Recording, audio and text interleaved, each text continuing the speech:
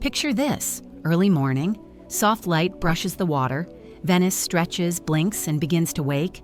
Venice is one of those places you feel like you've already been to. You've seen it in films, perfume ads, luxury handbag campaigns, even that one ad for digestive biscuits that tried very hard to be seductive. So, by the time you get here, you think, yeah, I know this place. Spoiler, you don't. Here's the thing no one tells you. Venice doesn't operate like a normal city. There are no cars, no streets, no just around the corner. You walk, you cross bridges, you follow alleys that look like mistakes until they open into a perfect little square, and you pretend you meant to do that. It's beautiful. It's disorienting. Joe loved that part. Naturally. Piazza San Marco. This is where Venice stops whispering and starts performing. The heart of the city, giant, ornate, slightly full of itself. This is where they held those legendary carnival balls. Everyone in masks, no names, no status. Just drama, mystery, and very poor lighting decisions. If you've ever wanted to feel like a small person with big opinions, this is a very encouraging setting. Columns, arches, pigeons with zero respect for personal space. This is also where Venice plays a little game called, how long can you pretend you're just passing through before you get hopelessly, gloriously lost? Answer, not long. The Basilica? Not your typical Italian church. It's got layers. Like tiramisu, but for history nerds. Gold mosaics, onion domes, a visual shout-out to Venice's trading routes with the East, Constantinople, North Africa, the Middle East. Most cities hide their influences. Venice built them into the front of its church and said, look what we can do. Even if you don't know the backstory, you feel it. It's confident, it's weird, it's unapologetically extra.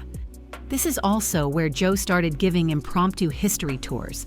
To me, to a stranger, to a particularly unamused marble column. Next door, the Doge's palace.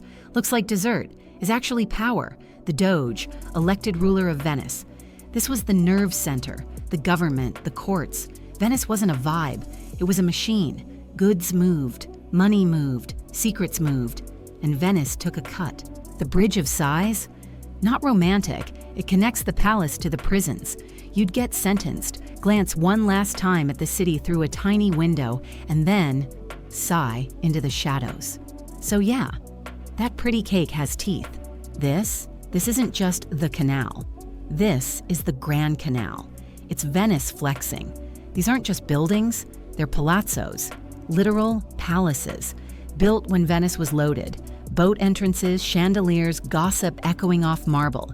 Now, those grand entrances, underwater. The tide didn't ask, it just rose. And instead of abandoning their homes, people just moved up a floor, and then another. Life. Vertical. Of course we did the gondola ride, because if you don't slightly regret a tourist trap afterwards, did you even go? Murano is where beauty becomes molten. Glassblowing is part art, part magic, part please don't touch anything. I lasted about 30 seconds before thinking, yep, I could totally do this, which is exactly why I should never be allowed near hot tools. Joe and I stood there in reverent silence, not out of respect, but because we were both deeply afraid of asking the world's dumbest question. Burano is Venice's quieter cousin, the one in bright colors who doesn't need attention, but gets it anyway. It started as a fishing village, still smells a bit like one if the wind's feeling honest. The houses, painted in bold, brilliant shades, not for Instagram, but so fishermen could actually find their homes in the fog. Practical, adorable, slightly chaotic. It's not curated, it's not posing, it's just being. Burano feels like Venice kicked off its heels, took off the mask, and said, right, who's putting the kettle on? All right, thinking caps on. Why did Venice really move all its glassmakers to Murano?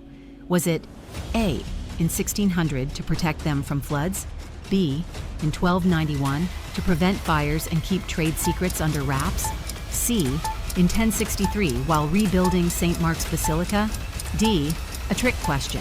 They never moved at all? If you got that right, either you really know Venice, or you collect obscure dates the way some people collect novelty mugs. So, do you have the answer to that riddle? You know what to do. click through, hit follow, subscribe, and leave your answer in the comments with hashtag QuizzesWithFlare. This was Venice, but we've got plenty more where that came from. I'm Sarah, and this is Quizzes with Flair, where curiosity travels well and looks fabulous doing it. Cue the confetti. Grab your party hat, your loudest kazoo, or just Joe's leftover pastry wrapper and wave it like a flag. Because it's celebration time, darlings. We're spinning that gloriously glittering wheel of wonder to find out who's strutting into today's spotlight like the trivia royalty they are. Drumroll, please. Preferably dramatic, with jazz hands.